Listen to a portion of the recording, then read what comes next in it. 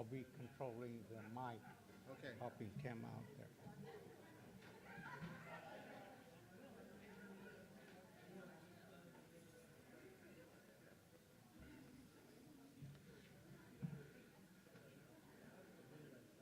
So do you want to come and have a seat? Even those that are leaning on the bar. I noticed that.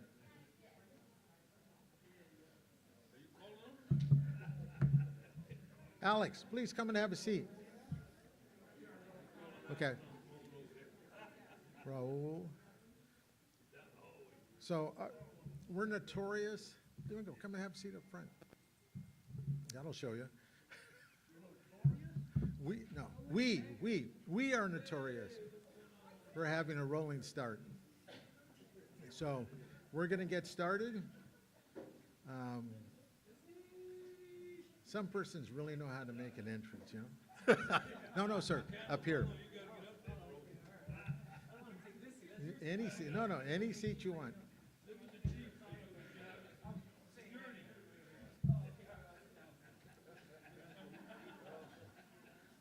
So more people are going to come, but I learned not too long ago that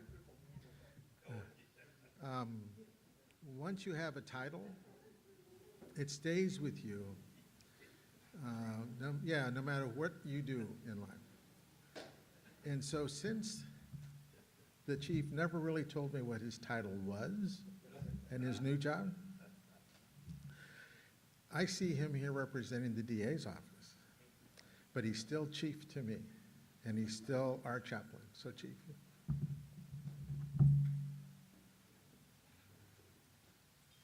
Thank you, Bob. And the title will be the chief investigator of the DA's office.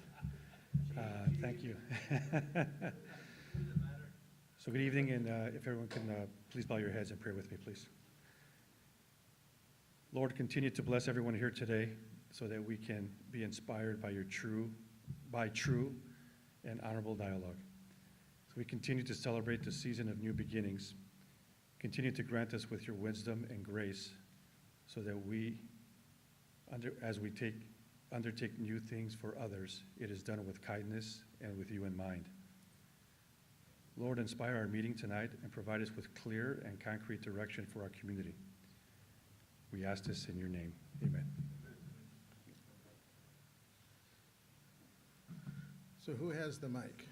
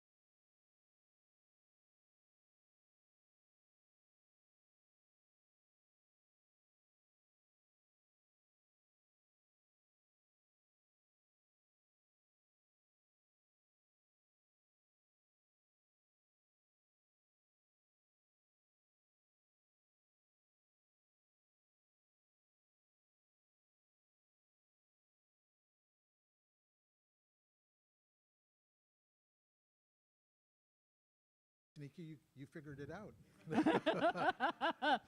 Hey. Jose Guerrero, also with the Billy DeFrank LGBTQ+ Community Center. Thanks, Jose. Hi, everyone. I'm Damon Silver. I'm assistant at the Public Defender's Office, and we'll see you next month, right? Yes. Good evening, Craig Pasqua, Executive Board Member, Raza Roundtable. Hi, I'm Catherine McBain. I'm from the Office of the Independent Police Auditor. I'm wondering why Bob's going to need a public defender next month. Yeah, stick around. Good evening, Tony Mata, Chief Investigator of District Attorney's Office. Danny Garza. I sit with multiple organizations and basically just cause trouble here in San Jose. Noah McCutcheon Garza, Danny's grandson and high school student. Hi everybody, my name is Leilani Gomez. I'm from the Office of Mayor Matt Mahan and I'm on his neighborhood outreach team. Hi everyone, Sarah Garcia. I'm the Public Safety Policy Advisor for Mayor Mahan. I'm Steve Preminger. I'm the Director of Civic and Community Engagement for the county. Victor? Hi, Lori Ramos Chavez, with Connection, Vice President with Connection Community. Dennis King, Hispanic Chamber of Commerce, Small Business Development Center. Danny, I don't think you limit your troublemaking just to San Jose. I think we and someday we'll find out the real story about Bob's legal advice that's necessary.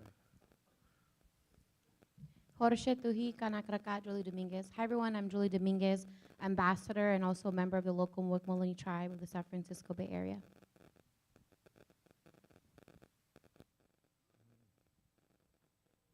No, you still get to introduce yourself. Hi, I'm Tanya Hernandez. I'm the San Jose Police Department PIO. Stacy Shee, Senior Public Information Representative for the San Jose Police Department. Hi, Betty Young, Chief of Staff to Supervisor Cindy Chavez. Herb Bowen with the San Jose Neighborhood CERT team. Hi, my name is Oliver Engano. I'm from Yerba Buena High School. I'm Alexa Herrera from Yerba Buena High School. I'm Techi Mali from Bright Futures Program. I'm Brenda Mejia, the Site Coordinator for the Bright Futures Program in Overfell and Yerba Buenas.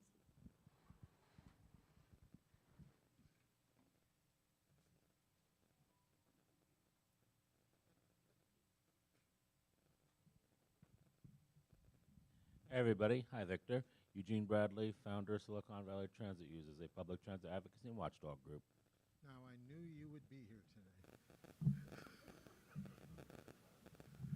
Hi everybody, I'm Adriana Vega. I'm a victim advocate with Santa Clara County DA's office. Thank you.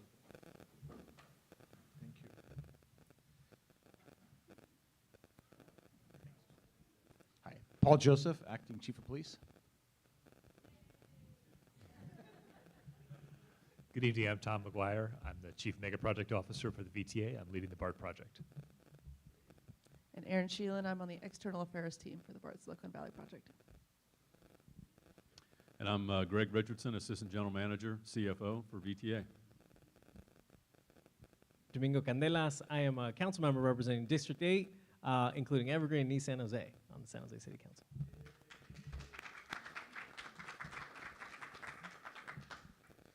Hey, Victor. You know, it's interesting to me. My name is Manu Martinez for KCXU, our community nonprofit radio station. We're airing live. Okay. So you can take that with you, and then we're going to... Did everybody introduce themselves? Okay. Did you folks want to come and sit down? Okay. Okay. You can tell when it's a slow week, you never see anything about Santa Clara County or San Jose in the newspapers. Up and down the state, you don't see anything. It's been anything but that. I don't think I've ever read so much about water, not only here, but up and down the state of what they're doing and what they're preventing us from doing at the state level. So at some point, we're gonna have to have the water district come back and say, we can help you with the things you're trying to do.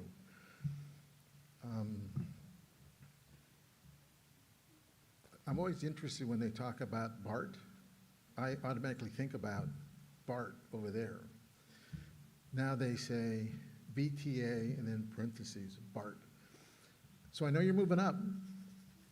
So it's good that you're here to talk about what's going to happen downtown San Jose and the impact it's going to have on the city. At the same time, you can go, I think California City. How many of you know where California City is at? In their budget cuts, they laid off the police chief, the fire chief, and somebody in Park and Rec for their budget cuts. Since I don't live there, I know nobody there, that has to be the dumbest thing I've ever heard. So we're thankful for our leaders in San Jose, those that are keeping us going. We know we have financial difficulties like everybody else does, but we don't do stupid things. So we're going to start first with the sheriff, and then we're going to go into VTA. Let me talk very little really about the sheriff. I'm the sheriff, but the police chief.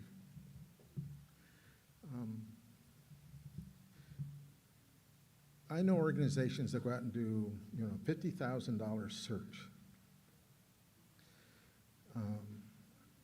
I'm not a firm believer in that. I am a believer in if you have somebody that's been with your organization for a long period of time, you've had opportunities to evaluate them, promote them, or not. At the same time, San Jose is really different than almost every other city I've been in. There's this real sense of community. The Board of Supervisors bring that about for the county, and the City Council does that for San Jose. And it is the largest city. It takes up about, I always told it's half the county. Okay. And so if you follow San Francisco, San Diego, Sacramento, you're thankful you live here because of the issues they have. And I say that based not only their budget, but the departments they have, what happens within those departments. And so this is an opportunity to get to know the person who the city calls the acting police chief. Having been an interim superintendent, I always forgot to say interim, because at the end of the day, if it were a screw up, they didn't say interim superintendent, you know what? And they won't say interim police chief either. But it's an opportunity to get to know the person who the city felt was the one that could lead right now.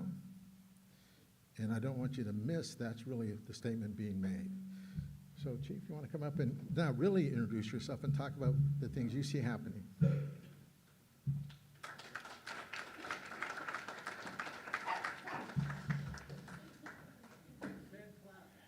He didn't introduce himself. Spike.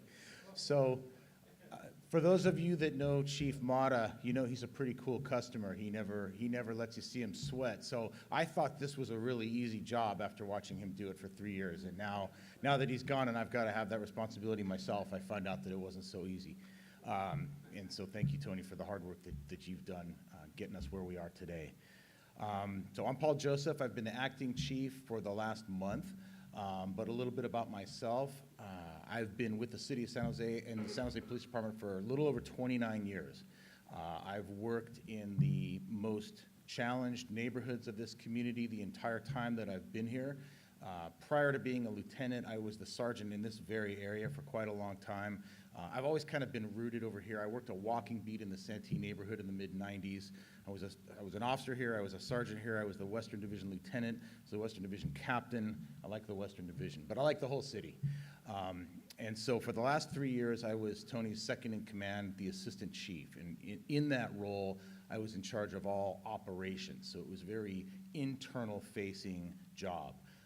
Obviously, the big decisions were made in collaboration with the chief, but it was a great opportunity for me to kind of see what that job is all about. And I'm very honored that Tony trusted me with that enormous responsibility.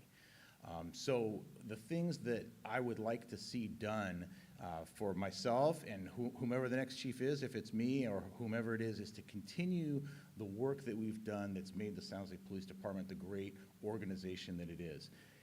And I think that it goes back many chiefs. You know, this department has a consistent history of being a proactive crime-fighting police department, but at the same time prioritizing building relationships with the community. And I was talking to a young officer the other day about that, and I said, you know, when I started, which was quite a long time ago, it was impressed upon us that we needed to treat people the right way. Don't be a jerk, don't be a bad cop, don't treat people wrong. But I don't know that it was impressed upon us early on that you actually had to go out and affirmatively work at building these relationships. But that's something that we've been doing for a number of years, and I want to give you an example of seeing that in action very recently. So down in the area of Tully and Galveston, there are some Little League fields. The Spartan Little League plays there. And as you know, that area is right alongside the creek, and they've had some challenges. They've had declining membership, less parents signing their kids up to play because of some of the things that happen at that field. They've had their equipment shack broken into a number of times and lost their equipment. And I mean, what's a greater joy to a kid than a spring opening day at your Little League baseball season? So we were there Saturday for their opening day, and we probably had 30 cops there, most of them there on their own time, but we had some on-duty folks as well, to just be a part of that celebration and help make it special for them.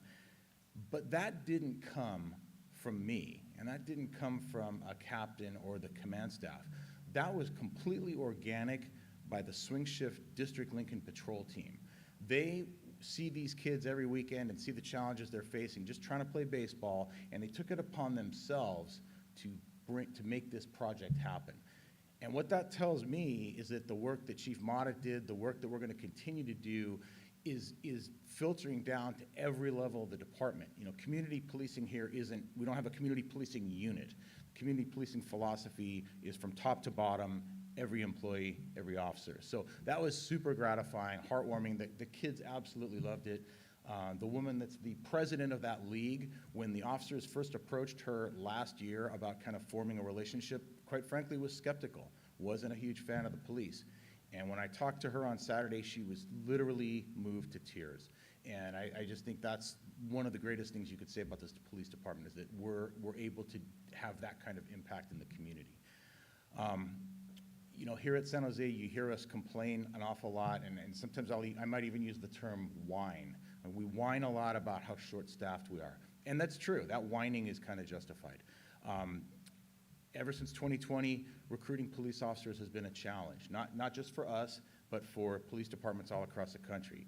And right now, we have about 100 or so budgeted unfilled positions. Our short staffing is not a result of a lack of support from City Hall. Councilman Candelas and his colleagues and the mayor and the city manager's office love the San Jose Police Department and would probably give us as many cops as we could possibly hire. But it's a challenge right now for us to do that. We're getting better. We're doing everything we can to recruit, and the numbers are trending in the right direction. But if you don't have enough officers, it's hard to do all the things people want you to do. So how are we ever going to overcome that? We're not going to go from 1,000 or so police officers to 2,000 overnight, if at all. But there's a way. There's a way that we can still police this city. I mean, I think we still do an amazing job policing this city with what we have, but I think we can do things to be more efficient and more effective. And I think there's 3 things that we really need to do. One is we need to make a greater use of technology. You know, the technology that exists today, you know, Chief Mata and I actually met as robbery detectives in the early 2000s. And we were young officers, and the technology that was available to us, you know, probably to the senior detectives in the room seemed pretty amazing. But I went back to the robbery unit as the lieutenant in 2017, and the things that detectives could do in 2017 that Tony and I couldn't do in 2002 were amazing, and they made us better, and we caught people that we would not have caught 15 years earlier. And so this stuff's always evolving, and it doesn't require lots and lots more cops. It just requires the cops that we do have to have access to these things and make use of them. Earlier this week, I was with Danny Garza and other community leaders and Councilmember Ortiz and Mayor Mahan at the corner of King and Wilshire, and we were there to install automated license plate reader cameras at that intersection. And first of all, it was gratifying to have you there. It was gratifying to have that kind of community support. And I thought about how kind of full circle we've come on this issue. The equity issue that day wasn't, hey, it's not equitable the way you're over-policing my neighborhood. It was, hey, it's not equitable the way we're not getting the same resources to make our community safe as other parts of town. We want that same level of safety. I like the pendulum swinging that direction a little bit. So those cameras are there, and they have helped us. That is probably, the automated license plate reader camera program is probably the most significant technological advance I've seen us make in quite a long time. Another thing that we're working on doing and hope to have in place, at least in part, before the end of the year is a real-time information center. And what that really is a way to get as much information to officers responding to calls for service in a timely manner so that they can use it and it can help them. And it's through a lot of different technological means, but I think that can be possibly as impactful as the ALPR readers. So that's one thing. We got to make better use of technology. Another thing we need to do is make greater use of our professional staff. We need to use non-sworn people where we can. Not every task that law enforcement does requires a sworn police officer with a badge and a gun. So we have our community service officer program. They do many of the things that police officers do, minus the enforcement part. They're not making arrests. They're not going to calls where there's a public safety issue or anything like that. But they do a tremendous amount of work, and we could certainly use more of them. We have crime analysts in our Bureau of Investigations that do some of the things that detectives could do, but they can do it at a lesser cost, and we're quite honestly probably able to hire them more easily than we can hire people to be police officers these days. So we definitely need to make greater use of professional staff. And the final thing we need to do is find work that comes to the police department right now that we can transfer to somebody else. I think there are things that fall to the police department, responsibilities that fall to the police department that we are not the best suited to handle.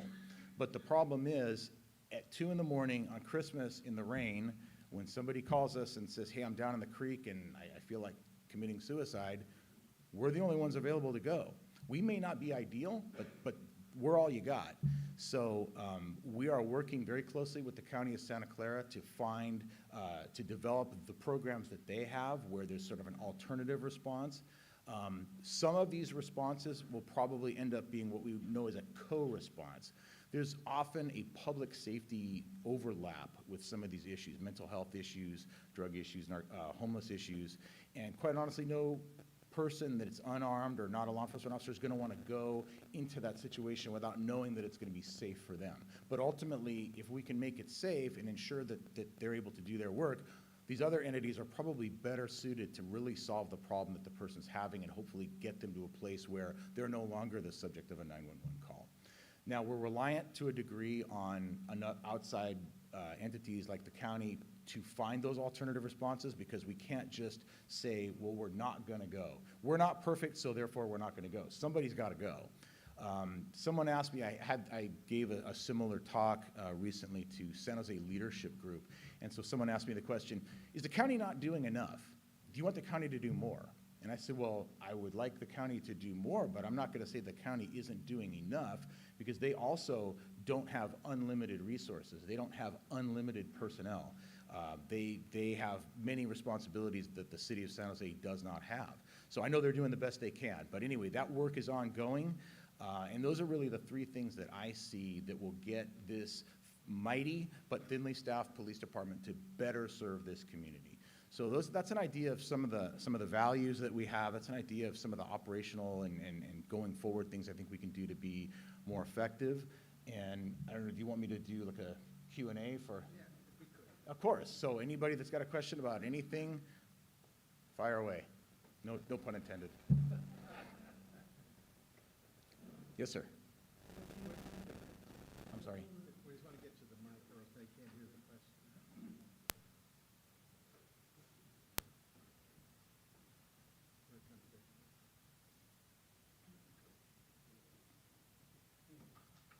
Okay, as I was talking to the mayor at the last meeting we had here, when it comes to budget cuts, Prop 13, whatever have you, the east side, places like Alviso suffers. Since 1968, we don't have full-time police officers and so on.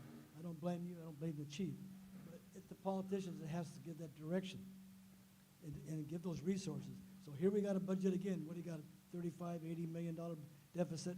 We have them, Milpitas has them, Santa Clara has them. The state of California has a $68 billion budget.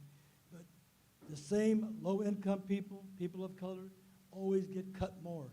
And so we need your support and make sure we have equality. Because you can't tell me, because I've worked here for 57 years, Willow Glen is treated differently than Alviso, and it's not fair. And to tell me that it's going to be okay, it's not true. It's action steps. So you have a tough job. Of course, I can tell you this: the people of Alviso, Eastside, we support our police department, because without you, we can't make it. So thank you. Thank you. And you know what? That's a two-way street. Without the support of the community, it's impossible for us to do our job. We know we have that support from the community, from City Hall. We feel it. The officers feel it. That's why it's always been gratifying to work here. So thank you. Mayor and then Dennis. You first.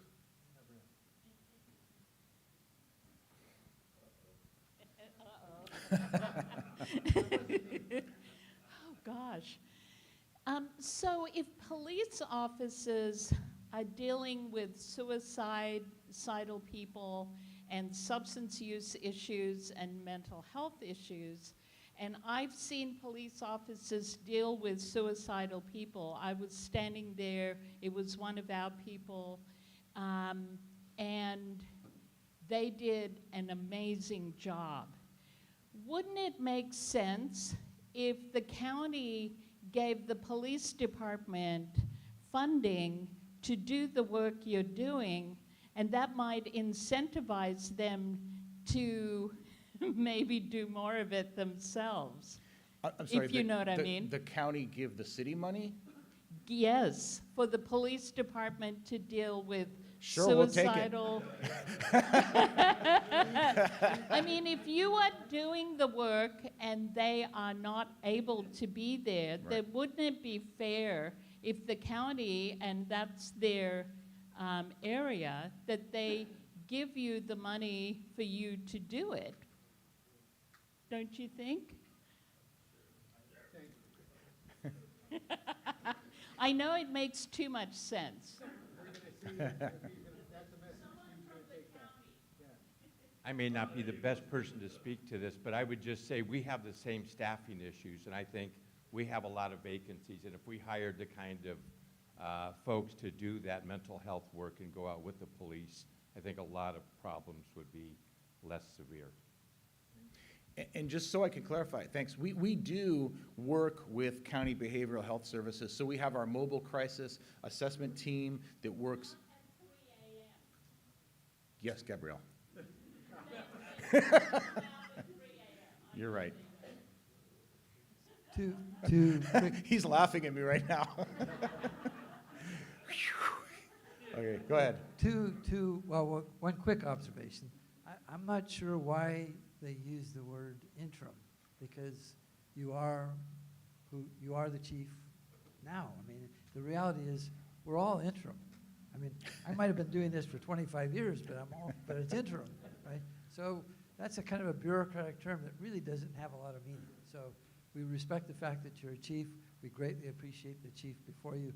I do have a question, and not a chief complaint, but nonetheless, it's a complaint that I've been asked if I can go before city council to make some changes as it relates to your process to get people who have peddler's permit or should have a peddler's permit. They ask, why is it so much more difficult in the city of San Jose and so much business license. And the expense is like 3 times the cost of getting a business license for the people who can least afford it. And what we keep hearing as we deal with people out in the street that we're trying to make them legal in terms of being able to do what they're doing, they stop because of the rules and regulations. So all the rules that are essentially getting in the way are undermining the very people that we most need to help. What's the process? Can I work with somebody in your department to be realistic to say, can we review these things? Or do I need to go to city council first? Oh, I would say go to. I mean, we do set with council approval fees for permits because we're part of the permitting process for the peddlers, and that's actually part of the upcoming budget process is going over all the fees and charges that every department assesses. So, I think San Jose tries to do a cost recovery model on a lot of things. In other words, make the price of the permit pay for the process for issuing it and such. I mean, I'll be honest with you, I'm not a complete expert in this area, but I do know that that will be part of the upcoming budget process. Yeah, but some of the rules, for example, you require their peddler's permit, you require a potential peddler to be fingerprinted. You require them to have insurance. None of those requirements are to people who want to open a business in San Jose. And that's just the beginning. So somewhere along the way, it got a lot more complicated, a lot more difficult for the people who need the most help.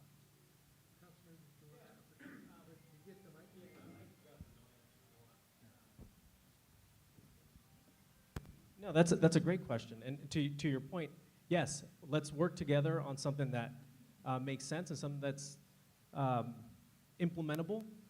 That's something that has the support of the police department, the Office of Economic Development, so we can work to it. We're not perfect, and maybe when this system was set up, those were the processes in place from the people who thought this would be best for the community. Now, after it's been implemented, as somebody who has expertise in the administrative process, it's not perfect, and it's ever evolving. It's an iterative process. So I'd be more than willing to take a look at it to see how we can work together, because I know there's conversely same concerns with some of those small business owners in downtown who own shops, who own restaurants, who largely complain about street vendors and peddlers. But I think there's a fine line, and I think there's an opportunity to be able to make progress on that in conjunction with our police department, our Office of Economic Development, and our city administration. I'd be more than happy to work with our downtown council member and whoever is willing to work, as long as we stay within 5 of the Budget Brown Act, or the Brown Act. Yes. Good. Thank you very much, Chief.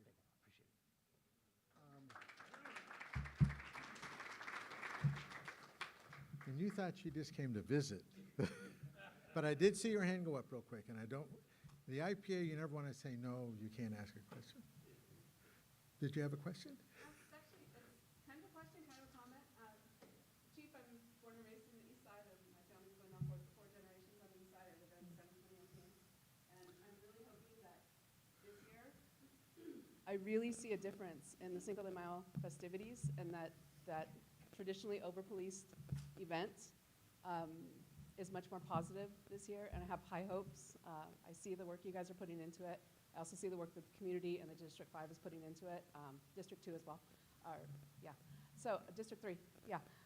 So I'm just really hopeful, but a little bit pessimistic, but very hopeful, very, very hopeful. And I'll be at Emma Prush with a table for the IPA, and I do admire the work that you guys have done planning for the event so far. Thank you. All right. One more question.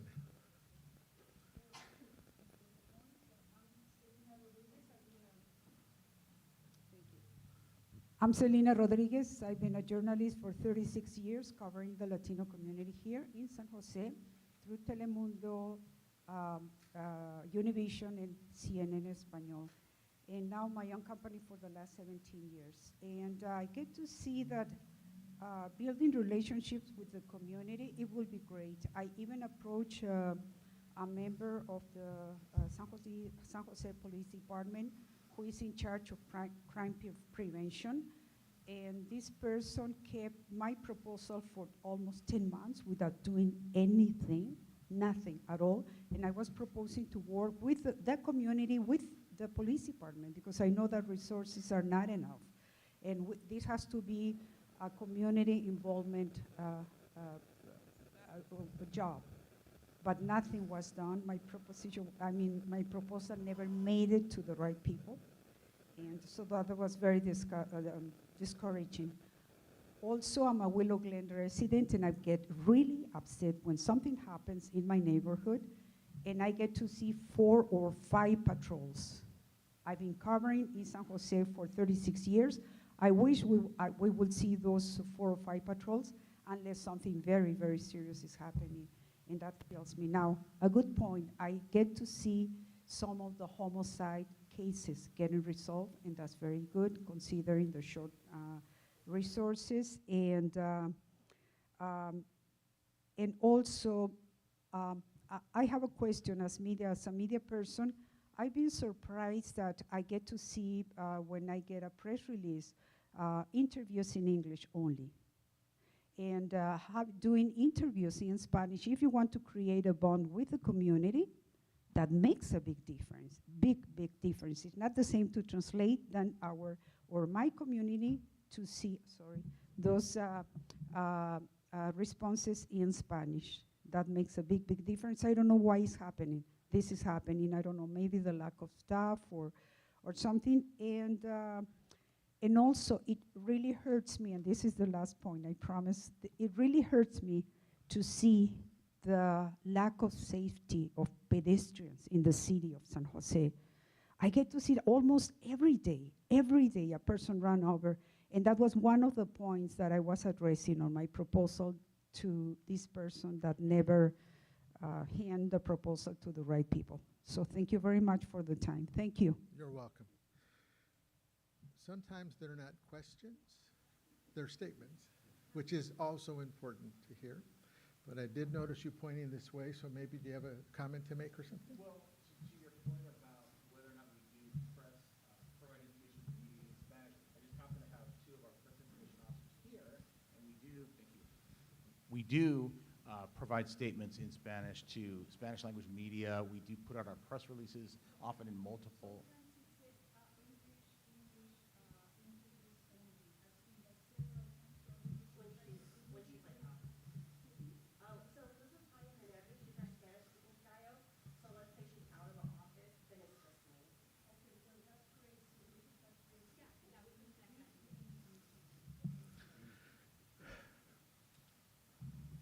Thank you for coming. And I do want you to take a look over here at Chief, the other Chief. I haven't seen a smile on his face for this long, and I don't know how long it's been. He actually looks happy. So I just thought I'd mention that. Paul Guerrero, how many of you remember Paul Guerrero? Paul used to have the record. He would drive here from Stockton every meeting, give us a report. Some time ago, he passed away, taking us a while to find someone to fill those shoes on 2 state committees for us. Danny Garza. And so what I've asked him to do is, because Paul used to always come up and tell you what he's doing in our name in Sacramento. So I've told him 3 minutes. Your applause after he leaves will tell me if he hit that mark or not.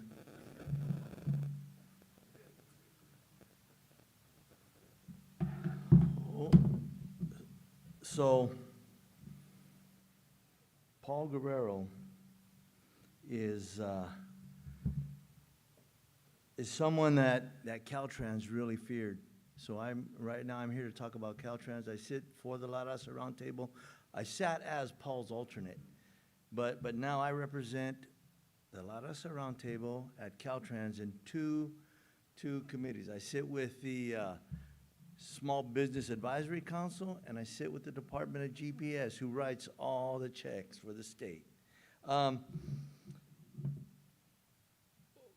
I I never realized how intelligent Paul was, you know, and everything he handled went so smooth. Hopefully, I can do the same thing for the roundtable. Today, I just want to let you guys have a brief taste, and this is not completely what our meetings talk about, but I want to give you guys a brief taste of what we deal with. So Caltrans has a 25% mandated minority company, mandated inclusion in all their contracts. And Caltrans says here in District 4, which is the Bay Area, we're meeting that. Outside that, I don't believe it. I've talked to Dennis King about getting our females involved in Caltrans. I don't care if they have a stick with a nail in it and picking up papers at union scale. That's what I want. So let me just go on here. Financial information. You're gonna like this. For the first time ever, Caltrans has $1 billion. That's $1 billion in disadvantaged businesses. That's women, veterans, disabled, minority. Most of that money, in 2009, it was 100,000. Now it's $1 billion. So yeah, well, that's great for us. Most of the funds go to roads, airports, sidewalks, and ports, which I did not believe, and now we're talking about the water district too. So let's see. They're working to improve the transformation index tools for underserved communities, public and private investigation, household incomes, traffic, proximity access, bike lanes, all of that. If you guys, I'm gonna run out of time, but I want you guys to come talk to me, and we can go over, and I can take notes on whatever you're concerned about with Caltrans, because like I said, I want how are we gonna get out of poverty if we can't make a good scale, right? And that's what I'm hoping for here. The minority businesses we have here are not the minority businesses that you and I would like to see going. These are the bigger minority businesses. We need the mom and pops in there like Mancias Iron that provided the iron and the labor for the Cesar Chavez Memorial. They donated that. That's what we have. We have to go back and support those companies. So Bob, that's about 3 minutes, man. But I've got a lot of information, and I'd like to share it with you. Just ask. I'm wide open. Thank you. Our website, put your hand up, Manu. Just put your hand up. Put your hand up. We have a website. How many knew that? Okay. We're going to have a column now. Questions for Danny. I agree that. I agree. In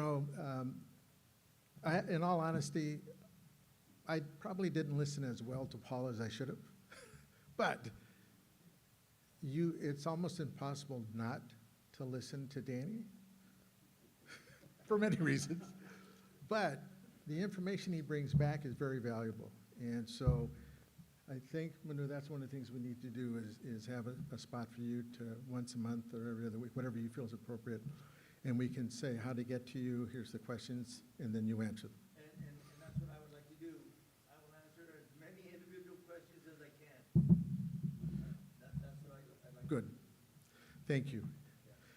How many, MTA, how many know what MTA is? Down in Los Angeles. Much like Barton VTA, what did they do last week? Do you gentlemen know? Where they declared a safety emergency on all of their fleet, buses, light rail. They had members of their board, which are represented much like VTA is, from different cities and such. Members saying, I won't get on there. I have to tell you, if you're a resident in Los Angeles County, and the persons responsible for that mass transit is saying it's unsafe and that they wouldn't ride it. Much like here, they're looking at putting something on the ballot themselves. That is the worst way to start, because that's been the topic for the last 4 or 5 days. So you were invited today to sort of talk, Greg. Greg Richardson, the Assistant General Manager and CFO.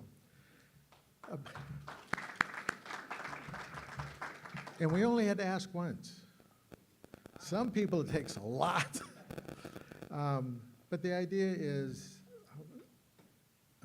I was on the VTA board when we voted for BART coming through. I'd like to see it finished at some point. In my lifetime, that's my request.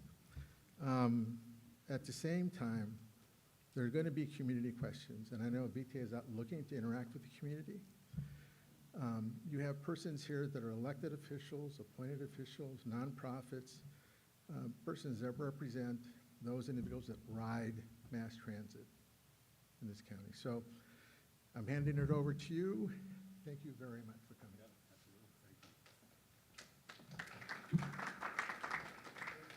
Thank you, thank you. I guess first, I am the interim assistant general manager. No, seriously, I'm Greg Richardson, assistant general manager and CFO at VTA. First and foremost, thank you. Thank you for this opportunity to be here. You know, Tom and Aaron are going to give an update on the BART project, but I felt like it was a good opportunity for me to introduce myself a little bit and talk a little bit about VTA as well before we talked about BART. For those that do not know me, and that would probably be just about everybody in this room, I came from Atlanta. I've been here for a little over 2 years. Had never lived on the West Coast, had visited a few times. My wife is with me here on the West Coast as well, although she goes back to Atlanta to see our kids and her mom and dad occasionally. Absolutely love it out here. And as a resident now of San Jose, and I'll tell you a little bit, I used to be at the airport in Atlanta for 10, 11 years. Got a call that you know, Carolyn felt like she needed a CFO here at VTA, and we started talking, and I saw a couple of things. Number one, I saw a great organization that was struggling a little bit, and I saw that there was an opportunity to make a difference. And I saw that Carolyn and the folks that she had already brought in had already started making a difference, and so I felt like it was a good opportunity to join. And then I saw this huge project going on, BART Phase 2, and there was something appealing about it, sort of generational in its design, and something that was going to make an impact not only to the work that I do today, but it'll be there forever and ever, amen. And so it was something that really drew us here. And now that I'm here, and now that I work for a transit agency, it's funny, you know, Bob, you talked about people who use the system. And I always tell this to folks, I tell this to our operators all the time. I do not own a car. My wife does not own a car. She does own a car, but it's on the East Coast. And so everything we do is rail, bus, walk.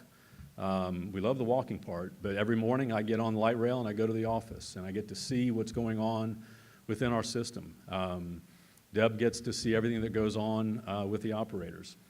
And the one thing that I've learned about VTA, as I said before, an absolutely fantastic organization. And I would put it at the top of any of the agencies that exist within the Bay Area of the 27 that exist. I think anybody who has the most forward-looking and the opportunity to grow the best, I think it's VTA. And I love what we're doing, and I love what's happening within the organization. And I love the operators and the folks who do the work for our community. If you ever get an opportunity to be on that bus or on those light rail, it is a calling that these folks have. It really is. And when you see them and you see them do the operations they do, it is absolutely phenomenal. The relationships that they have with their patrons, it is great to see. And the joy and just the love they have for what they do and what they bring to this community is phenomenal. And so it's been a wonderful experience to be a part of that. And I look forward to even more. And I think opportunities like this to talk more about things that we do as an agency with the community, I think is wonderful. I think it's also an opportunity, especially when now, I'll turn it over to Tom and Aaron to talk about BART. The one thing about BART that I think is important for folks to understand, and you guys see it every day, is the commitment that's been made by this entire community for the BART project is one of the reasons why this will be a successful project. We just went to Washington, D.C. and had a conversation with the FTA and the Office of Management and Budget and all this other kind of stuff. And what really stands out about VTA right now is the local commitment that is there already for this project. It's the sales tax measures. It's the commitment that this community has made for the work that needs to be done. And so for that, I say thank you. And I think the rest of the generation will say thank you. And I think everything that goes on as far as this entire BART project says thank you, because that commitment is very strong, and it shows a tremendous strength to the FTA and others when they start evaluating this project more and more. So I say thank you, VTA says thank you, and I hope that we have these opportunities to talk more about it, because this outreach and this engagement is important for what we do. So with that, I'm going to turn it over to Tom and Aaron. They're going to walk you through a whole bunch that goes on about the BART project. I'll be here looking good and answering any questions if you got any. So I'll turn it over to Tom. Thank you.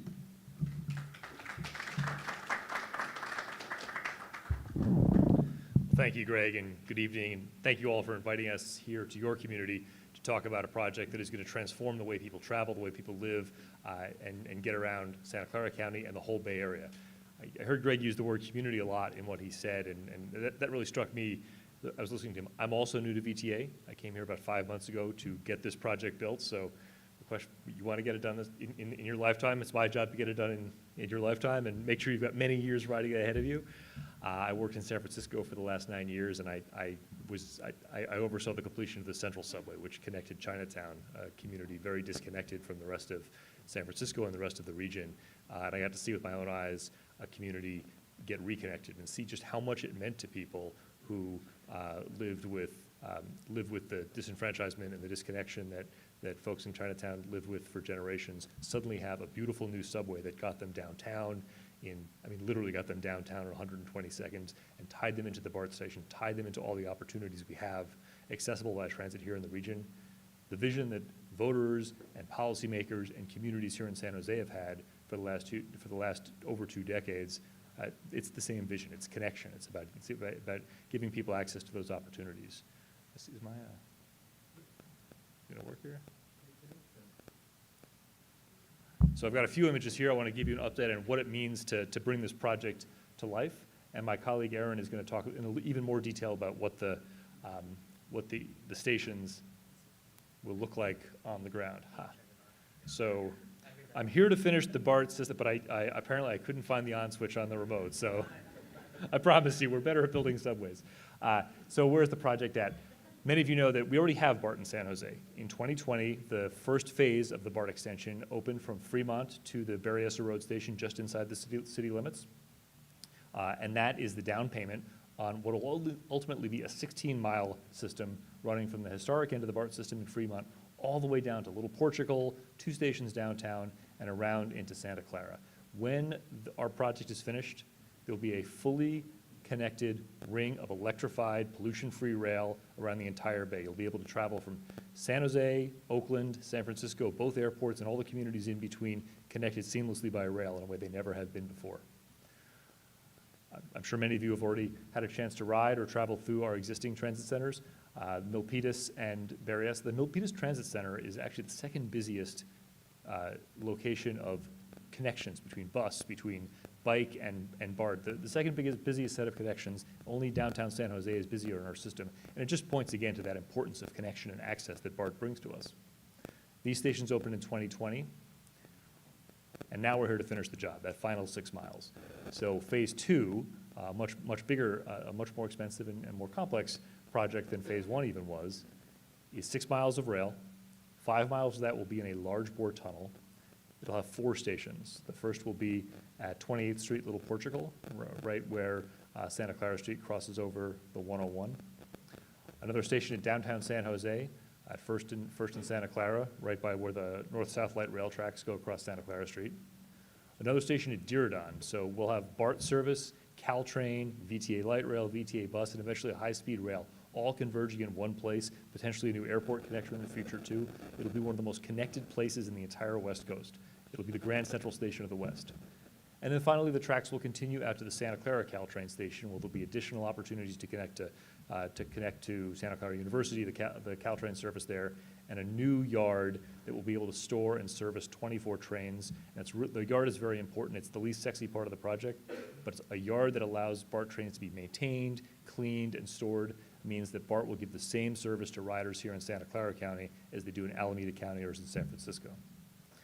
I've also got a picture on the lower right-hand part of the screen there that shows you what the stations will look like. They'll look a little different than if you've ever been on BART in San Francisco or some of the older tunnels. They'll be deep, and they will be a single bore. That large single bore, which is about 53 feet wide, you could probably fit a 3-story building inside that tunnel. The tunnel's being built deep and wide to minimize the disruption and the impact on businesses and communities at the surface. We know Santa Clara Street is the spine of San Jose. It's the lifeblood from a traffic point of view, from a transit point of view. It's also full of historical utilities. If we build too close to the surface, we could find ourselves in a situation where the road is ripped up, the entire road is ripped up for years at a time. We do not want to do that. We learned a very important and hard lesson from the extension of BRT, and we're doing it differently. The deep station will be connected to station entrances with high-speed elevators and escalators that will be off the street. So private property that the VTA already owns, will have some architecturally beautiful head houses. You'll enter there, go down, and enter the station from the side. And this will allow us to build one of the most complex and expensive subways in the United States with very, very little impact on the streets. I won't say no impact. I can never promise no impact, but very, very little impact on the streets. We are in partnership with BART. So Santa Clara County is not part of the BART district. We have not been paying the taxes that the other counties have for years to support BART, but we have been paying those Measure A and Measure B sales taxes to build up funds to get this built. VTA, using your tax dollars and your contributions, will be building, will have the relationship with contractors who will be accountable for building the program, and we'll retain ownership. So the Santa Clara County residents will own the BART from the county line all the way to Santa Clara. BART's a really important part of it, of course. The BART engineers, the BART operators, the people who really know the business are in our office every day helping us with the design, helping us get ready for construction. From a passenger point of view, BART won't feel any different if you get on in downtown San Jose or you get on in downtown Oakland. It'll feel like a single seamless BART system connecting all counties, but we will own the portion in our county. The project brings so many benefits that I don't want to talk for too long. I could probably spend an hour talking about this slide, but let me talk about the important things. We've got 3.5 million jobs in the Bay Area. We've got 2 million people here in Santa Clara County. We know there's a mismatch sometimes between where all those jobs are and where people live. BART helps us solve that mismatch, connect people to jobs, so you don't just have to, if you're a skilled worker here in San Jose, you don't just have to look for a job in San Jose. You can work elsewhere in the region. Vice versa, we'll have access to the great labor pools outside as well. 77,000 jobs will be created by this construction. This will create more jobs than any other transit construction project west of the Hudson River. 5,000 students at San Jose State, Santa Clara will be among the riders. So it's not just about commuters. It's not just about white-collar rush hour. This is about those workers. It's about workers traveling into Santa Clara County, out of Santa Clara County, inside Santa Clara County, students. Really, really important for our climate commitments. Over 50 tons of carbon monoxide taken out of the air every year, reduction of traffic, that crushing traffic that's already back on the 880, 680, and 280 freeways, all of that gets relieved. This is a step forward, really bringing us into one seamless region. It's going to take a while to build. We're going to put our shovels in the ground. We're actually starting to clear some sites. We actually are under construction right now over at Santa Clara, where we're building our launch pit. But the heavy construction will start next year when our large tunnel boring machine, which is being assembled in Germany, comes over here on a ship. We'll put it in the ground in Santa Clara. It'll start tunneling under Santa Clara Street for the next 4 years. Construction will last until about 2034. We'll spend about 2 years working with BART to test the systems, make sure that it's absolutely safe, the tunnels are safe, the rails are safe, the vehicles are working properly, and we're targeting opening for service in the spring of 2037.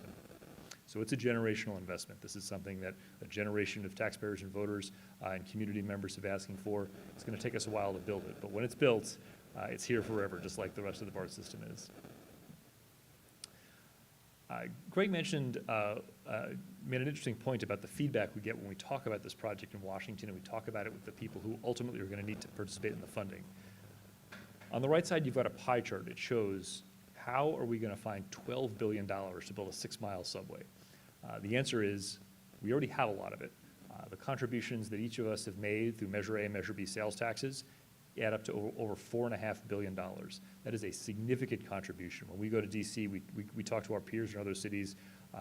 They do not have stable voter-supported sales taxes, stable voter-supported sources of funds for capital programs. It's tribute, and Greg said thank you, I'll say thank you as well. It's a real tribute to the voters and the leaders of Santa Clara County that they had the foresight to start saving that money all these years. We've gotten really nice contributions from our partners at the state.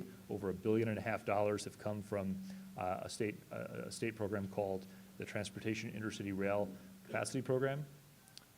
RM3, which is regional toll money given to us by the MTC, where Mayor Mahan and our board chair, Cindy Chavez, represent the county on that body. And that gets us half the money. And what Greg was talking about going to Washington, we've been in DC asking the federal government to pay their share, to give us the $6 billion we need to finish the pie chart and get under heavy construction. That's a pretty standard ask. Major projects like this typically do get just under 50% of their funding from the federal government. And of course, the Biden administration has made infrastructure investment a signature initiative. But there's a lot of cities who are fighting for this money as well. There's a subway extension in Chicago. There are 2 major rail tunnel expansions in New York City. There are smaller projects in Minnesota, projects in Texas. There's a big project getting underway. It's a little bit behind us, but a big project up in San Francisco. We are bringing the message to DC. We're bringing the message to our elected officials, our federal delegation, that this is our year. This is the make or break year. We need to get this funded this year because we've got an administration that we know is incredibly friendly to transit. We know it's incredibly friendly to the kinds of cities like San Jose and Santa Clara County who want to do progressive things with federal money, curb greenhouse gases, get infrastructure built, connect communities, build affordable housing. We need to seize that moment, and we're sending that message in DC right now. Next, I'm going to ask my colleague Erin Sheila to come up and talk a little bit about. I have a few more slides. I'm going to ask her to come up after she reminds me that I've got a few more slides. There's so much to talk about here. So this is some of the more bureaucratic inside baseball. I won't go into too much detail here. We progressed through some to get this much money from the federal government to enter into the kind of construction contracts we're going to need to enter into. We go through some very structured processes. So we've submitted to enter into what's called the New Starts Engineering process with the Federal Transit Administration, the FTA. The FTA sends independent monitors to oversee our project delivery, our engineering, and working closely with Greg, our Chief Financial Officer, to make sure that we have the financial capacity to deliver this. There's a really important thing that the feds say to us. We know this already here in Santa Clara, but they say to cities, do not ask us for money to build a project that is going to bankrupt your system. You need to be able to continue to deliver all the other things you want to deliver, your daily rail and bus service. You need to build that East Ridge to BART regional connector, which is just as important to many communities as the BART project. So the FMOC, the PMOC, all these oversight folks are there to make sure that the VTA remains strong and healthy and able to provide the service that all of you depend on while we embark on this massive infrastructure project. We are hoping, this is my time on this. This is kind of my New Year's resolution to myself. I'm going to get across this timeline in 1 year. So we're working our way through all those federal processes. We're hoping to hear a response from the Federal Transit Administration, the FTA, in June. Ultimately, we're submitting for something called a full funding grant agreement, and that locks in that massive share of federal contribution to the program. We're hoping to get it by the end of this year, and I'm not going to repeat the political stuff. I think we all know why it's important to lock down federal contributions by the end of this year. And now I'm going to turn it over to Erin, who's going to tell us what these stations will look like.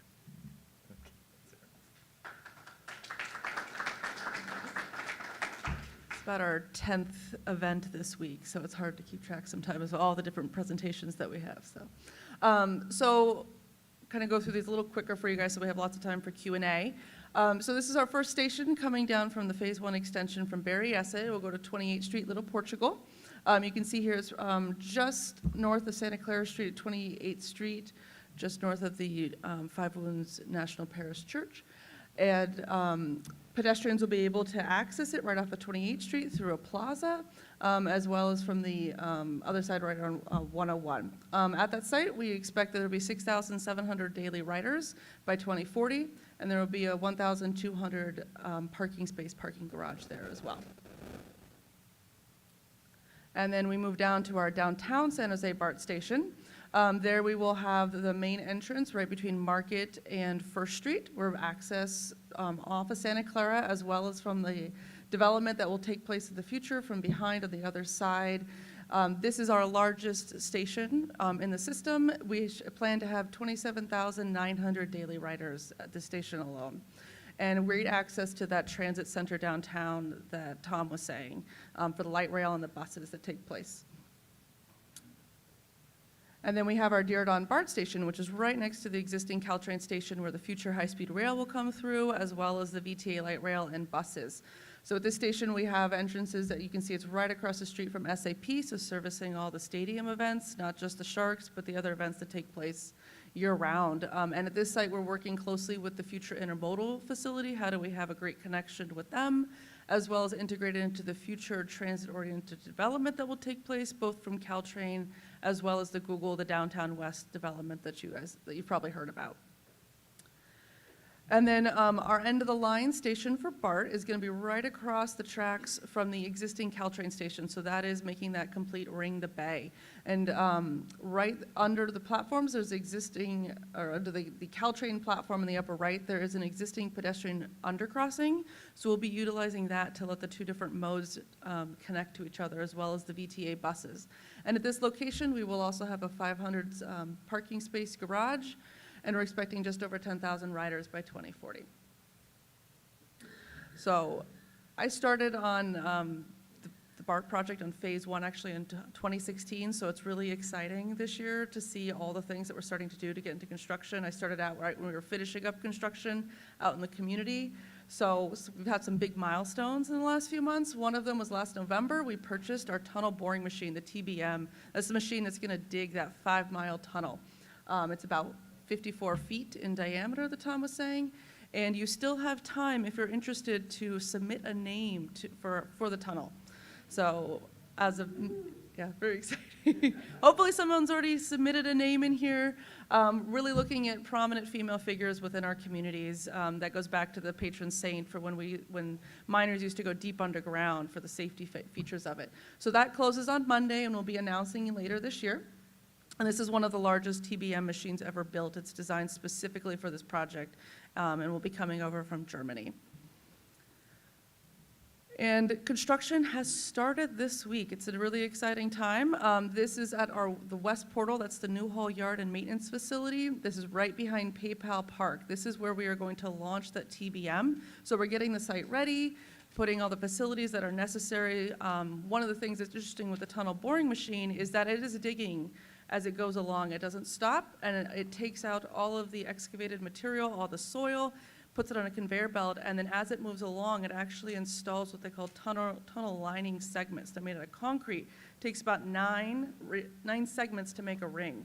So during our time while we're preparing the tunnel boring machine as it's getting built, assembled, shipped over here, reassembled, tested, and then launched, we're doing things like making sure that we have enough segments on hand on site already, so when we get launched, we've already have that production lined up. And then on Monday, we're actually having another fun event. We have Ask VTA. It's an award-winning program that VTA has launched. We did a program in February where we just talked about the project in general. Both Bernice and Tom gave a good update. And then this Monday, we are doing specifically on the stations. So would love to we're going to dive into more how we interact with other development projects, how the designs have changed over the years, and welcome all the questions. So we implore you guys to let people know and participate. And then some other activities that are coming up this year. So upper left, obviously construction has started. We are also launching our design review committees. That is where in 2021, we had community leaders for each station area They gave us some feedback on the aesthetics, how is those stations going to look and feel? And we have made some design changes, so we're going back out to the communities and understanding, well, does this still work is with the new designs? And then also talking about some more items. What do we want to do for landscaping? What should the lamp posts look like? So that's launching in this coming months. And then we will, as part of that, the community is being engaged. We'll be doing pop-ups, online surveys, public meetings to get the community's feedback on what that's going to look like as well. And then our business resource program, the BRP, it was approved by the VTA board in February of this year. So we're going to be out starting this summer canvassing, making sure that the community and the businesses know what's involved in the program, how can they sign up, and to really try to get those businesses to opt in. And then after the canvassing for this year, we'll be looking at the eligibility of those businesses and then start rolling out the features of the program. And so very specifically with that BRP, and so that is intended to, we have what we call a community outreach management program, our COMP, and it's made up of a few different items. We have our community and our construction outreach and education plan, our CTMP, which is our construction transportation management plan, and coupled with that, we have our BRP. It's really trying to look at the community and the businesses. How do we minimize disruption and make people whole as possible during the construction taking place? So this is intended to support those small businesses in our community. And in this case, VTA defines a small business as a for-profit business with up to 35 employees that has an active business license. And as Tom was mentioning, that is one of the reasons why we picked the single bore tunneling methodology, is to minimize the disruptions. We're not trying to tear up the streets as we're going along. And funding has been identified for this program. It's $3 million a year for up for 5 years, and so we'll be looking further at that as well. So it's $15 million allocated for this program right now.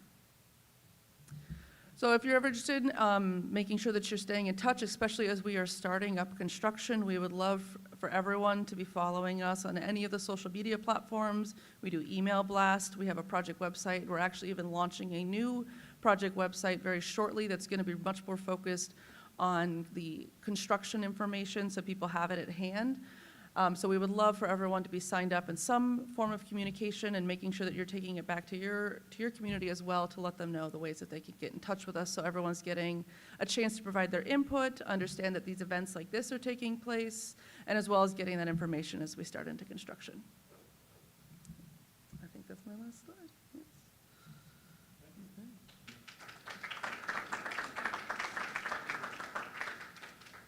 And before we go to questions, I want to make sure that if the council member, since you're the one here representing San Jose today, is there anything you wanted to add? Let's get you the mic.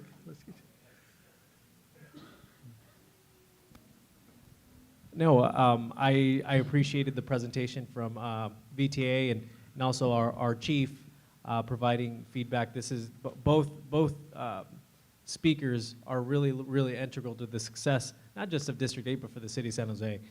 Specifically for my district, like Aaron mentioned, the Eastridge to Light Rail extension project, which should be breaking ground soon, is going to connect to this BART system and ultimately interconnect communities on the east side who we've been waiting for light rail for the last 30 years or so, 20 years, and we're really excited to be a part of that and have more people have access to public transit on the east side. And with our chief working hand in hand to make sure that, yes, we are supporting not just our frontline officers, not just the administration, but making sure that residents know that we have law enforcement and we have police officers that care for their well-being and that are responsive and that are mindful. So I'll leave it at that, and yeah, appreciate that. Thank you. And we had invited Supervisor Chavez to come. She couldn't make it, but Betty, is there something you wanted to say on her behalf? So Betty is the Chief of Staff to Cindy. Yes, so Supervisor Chavez is the chair of the VTA board, working very closely with staff and community to bring this project to fruition. And I just super excited about bringing this for community and the importance, the high priority on community engagement to make sure that, in any project this massive, there's going to be pivots, right? There's going to be things that we have to rework or work around, and we want to make sure that we do that hand in hand with community. So that's going to be the highest order. And I just want to add to that glowing presentation that the business resource program is really led by a committee of small business owners. Our local business owners are letting us know how to canvas, how to engage, and how to do it, and how to do it in the most effective way possible. And everything that Councilmember Candelas just said. I born and raised in San Jose, grew up on White Road, East Hills Drive. You know, I took bus 22 to school, took bus 22 to Eastridge Mall, and when I tried to take the bus to my, I don't know, one of my high schools, you know, it was just it took a little while. So having this on the east side is just going to make life so different for folks who don't have a vehicle that they can rely on, who don't have that reliable transportation, who have kids that are getting that, you know, a lot of families like mine, where we, at one point, for a couple years, we had one kid in elementary school, one kid in middle school, and one kid in high school, in one family car. And so this is going to be just a game changer for everybody. So thank you for the continued support and for your good work. Okay, so we're going to have time for 3 questions, but then we get to break and eat, and they will stick around to chat with you. I'm going to say for as long as you'd like, but I also know I'm not promising my time. I'm promising their time. So as long as they can stay. So 3 questions. So wait. So Rob first. I'm coming around. Rob first. So do you have the mic? There you go. Rob Means, representing Loopworks. And in the short time you've been here, Greg, the price tag for this extension has nearly doubled, maybe more so, depending on how long you've actually been here. And I would imagine as the chief financial officer, that would be a little bit painful for you to see that happen. And generally when things are painful, folks start looking around for other options and ways they can do stuff. And I know that already there is the plan to use personal rapid transit technology to connect the Diridon station with the airport. And based on the estimates from the company behind that, Glideways, and from our company, Loopworks, it seems that we should be able to connect the Berryessa station to Diridon station using PRT technology for $200 to $400 million rather than the $12,000 that is going to be needed for the BART borough. And I would imagine that somebody in your scheme of things is looking into what can be done with PRT technology and how it could serve the residents of the county better. And although the audience may be interested in the answer to that question, I'm more interested in who is leading that effort. And if I gave you my business card, could you make sure that we get in contact? I'll give a quick little response to that. I think, in fact, actually this morning when we had our workshop, one of the items that was first on the list was kind of a light rail review and sort of the future of light rail. And I think part of that conversation is really about identifying new technologies that exist that allow us to provide the best service that we can to the overall community. I will offer that I think there might be a difference of opinion as to how personal rapid transit versus a system like BART and the amount of the capacity that would be there available for the ridership and things of that nature. I think there's a way to complement a lot of the ridership that we do and a lot of the services that we provide.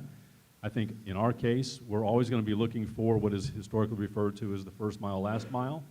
If there's ways in which we can utilize other technologies to provide that additional service to connect, again, to what Tom said, it's really all about trying to connect people to where they need to go. If there's ways in which we can do that, we're always going to be open to having those conversations. So I will give this to our innovations team, who's leading some of the efforts on the light rail piece, and we'll see where that goes. Okay? These two then, there's only 2 hands I see, so these would be the last 2 questions. Correct. Thanks, Manu. Well, it's Craig, and I'm native. And Manu pointed something out, and I hadn't really thought of it before, but what are you going to do with the artifacts that you come through, that the tunnel boring machine's going to dig up? Are you going to have someone on site? I know when you get close to Santa Clara, Euless, there was a huge settlement there years ago. So if I could get a response. Thank you. So this one, he hands off. I apologize. I am not our environmental team, so I'm not as knowledgeable as they are, but that is something that we have definitely considered. And so there is testing that is done at each of the locations that we might be excavating and making sure that all the proper procedures are followed. And we work with FTA and the State Historical Preservation Office, SHPO, as part of it all. And we actually have a programmatic agreement that makes sure that we're following all the protocols that are necessary. And something that try to make sure that we are honoring the traditions. And if you know, at Berryessa, they did come across some artifacts, and we actually have a garden that is dedicated to kind of honoring that as best as we can. Thank you. Danny?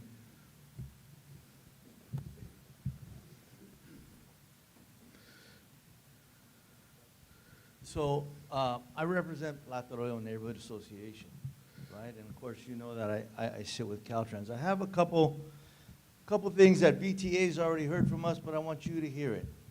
As far as the contractors go, we want to see in writing, like Caltrans does, they have a list of every project, every contractor, and what they're paid. Then they also tell us if they're a DBE, okay? And so now, I'll make that real simple like that. The next thing is, when is the community going to find out that BART and VTA wants to close either Julian or Alum Rock at 101? Permanently or temporarily? Permanently, because Caltrans doesn't know about it. Now, as far as those intersections go, we've demanded for 18 years, no matter when construction starts, we want crossing guards as long as there is one construction worker on that site. So that means they're gonna, and we want the the crossing guards from 33rd Street to 24th Street, because that's where our families walk, and that's right in front of your project. Real important, Five Wounds Church, Portuguese National Church, historical monument. You need to remember that you have already promised to tag that church with laser tags on the towers and on the base, and that you promised when that church moves, because that's what construction does, is you stop work and you figure out what's going on. Those construction trucks are going to be overloaded with dirt and steel. And those vibrations will affect the church because of the poor soil quality here in San Jose. So one more. Okay.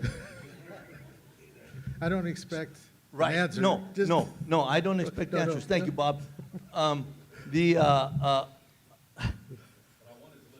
Yeah, Okay. you're going to get that. Perfect, Believe me, you're perfect. going to get that. You know, I'll take it as well as I give it, believe me. He does. So, in the Alum Rock area, this is the last one, Alum Rock and East Santa Clara Street. I sit with the Small Business Association there. We don't have any businesses there. I'm their consultant. We don't have any businesses there with 35 people. So what is that billions of dollars going to do for us? You made a mistake by not including small businesses. And I'll end with that. Thank you. Sure.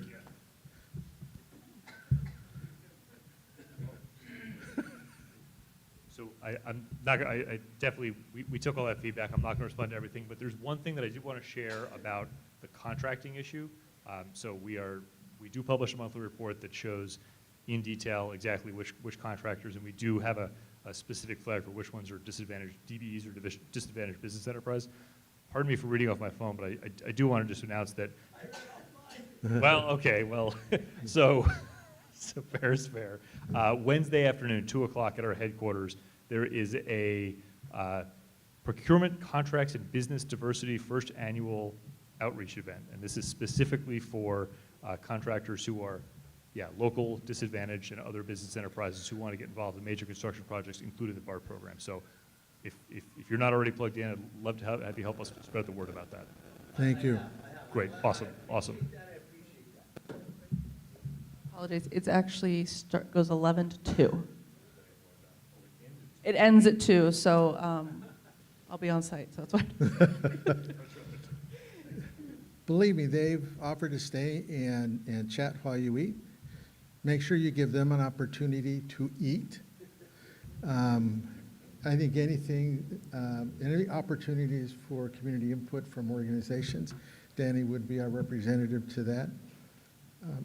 At the end of the day, I'm thankful for all of the information because you don't get this by reading 2 columns in the newspaper.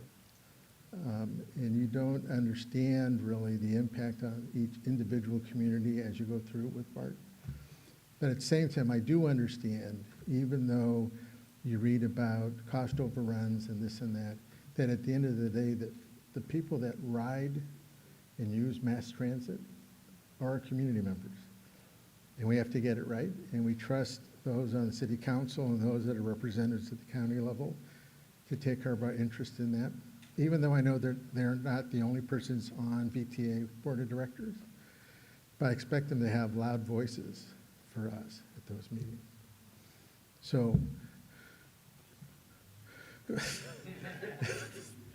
see how nice I can be? One comment, and then we're done. Just a comment for the chief. I believe I heard you say that you're looking for opportunities to work with the county collaboratively to address issues that affect individuals that are going through emotional situations, drug addiction, that you, if you're looking for those, that you work closely with the county and that you encourage the county to hire culturally and linguistically appropriate staff to accompany you. The Department of Family and Children's Services has an after-hours system already set up when they report, when they go out to investigate child abuse situations, so that there's already a model in place. But I just want to make sure that you have enough Spanish-speaking workers out there, because that's what's needed. And now that we are done, I do want to say, at the end, there may be 1 or 2 meetings in between now and February that I might miss. I was interviewed for an assistant coach for junior high soccer and baseball. Now you have to know I applied for the coach. They moved me down to assistant coach. And after the interview, they said, "Oh, we'll get back to you," in that tone. So I probably will be here for every meeting, but on the off chance that they decide that there's no one else that's going to apply, there may be some Fridays I'm out there with Levi's, a t-shirt. I don't wear hats, but something. So with that, I want to thank you all for coming. And Damian Wright is here, Lori and Rose, so you may want to take him on his tour and visit. Oh.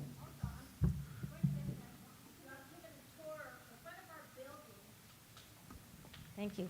The front of our building is going to be available July 1st. We have about 10,000 square feet. It has 4 examination rooms, a lot of interview rooms, 3 or 4 classrooms. But I am going to be giving tours in about 10 minutes. It won't take long, so if anybody's interested, just follow me. So thank you all very much for coming. On a Friday night, we're a better place to be. Please have something to eat and enjoy the community.